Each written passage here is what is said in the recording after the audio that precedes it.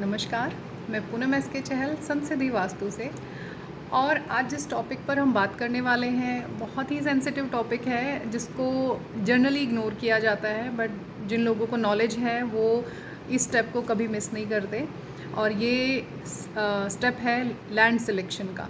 जी हाँ, नॉर्मली हम लोग प्राइस के हिसाब से, लोकेशन के हिसाब से या आसपास क्या आपको फैसिलिटीज़ मिल रही हैं, अच्छी सोसाइटी की है और लोकेलिटी कैसी है, उसके अकॉर्डिंग हम लैंड चूज़ कर लेते हैं बहुत ही जल्दी। जबकि हमें सबसे पहले अपना पर्पस देखना है कि हमारी लैंड जो हम लेने जा रहे हैं वो किस पर्पस के लिए है। ये घर के लिए है, इंडस्ट्री के लिए है।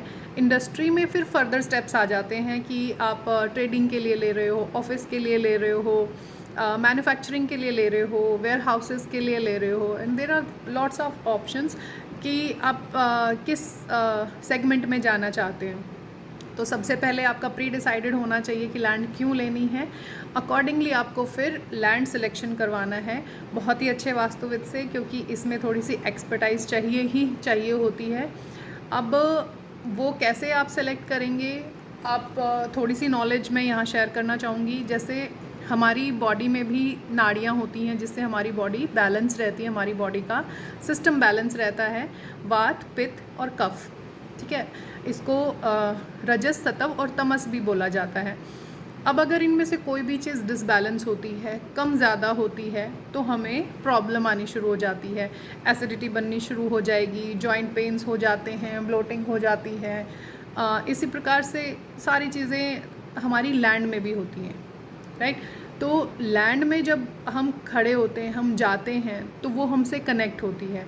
तो उसके लिए थोड़ी सी आपकी प्रैक्टिस बहुत ज़रूरी होती है, जो कि वास्तुविद या वास्तु कंसल्टेंट्स जो हैं वो करते हैं। तो जैसे ही वो लोग लैंड पर जाते हैं तो वहाँ देखते हैं कि कौन सी आपकी नाड़ी एक्टिवेट होती है बॉडी में। उसके अकॉर्डिंग फिर वो लोग लैंड सिलेक्शन करने में आपकी हेल्प करते हैं कि ये आपके पर्पज़ को सॉल्व करेगी या नहीं करेगी। अब अगर आपको घर के लिए लैंड लेनी है तो घर की लैंड हमारे लिए हमेशा एक न्यूट्रलाइज लैंड होनी चाहिए, जिसमें हम जो भी चाहें, जो भी सोचें, वो हमारे ड्रीम्स जो हैं वो फुलफ़िल होने चाहिए। ना उसमें एनर्जी बहुत ज़्यादा हाई लेवल होना चाहिए, ना बिल्कुल डेड होनी चाहिए, ठीक है ना। क्योंकि घर में हमें बैलेंसिंग एक एटमॉस्फेयर चाहिए होता है, लड़ाई झगड़े ना हो, ठीक है ना, ग्रोथ प्रॉस्पेरिटी के साथ हो सब कुछ। तो उसके अकॉर्डिंग, और जैसे हमें मैन्युफैक्चरिंग का अगर काम करना है तो हमें थोड़ी सी हाई लेवल की एनर्जी चाहिए, जिसको पित्त या हम लोग रजस की एनर्जी बोलते हैं, वो चाहिए, ताकि जो मूवमेंट का काम होता है, कंटिन्यूस मूवमेंट का काम, वो आपका फ्लो बैलेंस रहे, कभी ना रुके। उसके लिए वो एनर्जी ज़रूरी है। और जैसे आपका कोल्ड स्टोरेजेस है, आपका वेयर हाउसेज़ है, जहाँ पर आपने एक बार सामान रख दिया तो शायद 6 महीने साल तक वो ना हिले, उसके अकॉर्डिंग आपको तमस की एनर्जी वहाँ पर चाहिए रहती है। क्योंकि तमस की एनर्जी जहाँ पर भी होती है, it's kind of negative energy जो चीज़ों को होल्ड कर लेती है।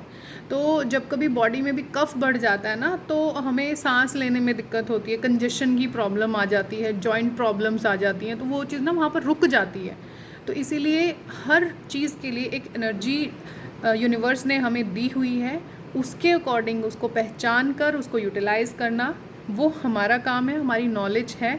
तो आप लोग इसको यूटिलाइज़ कीजिए और इसका फ़ायदा उठाइए।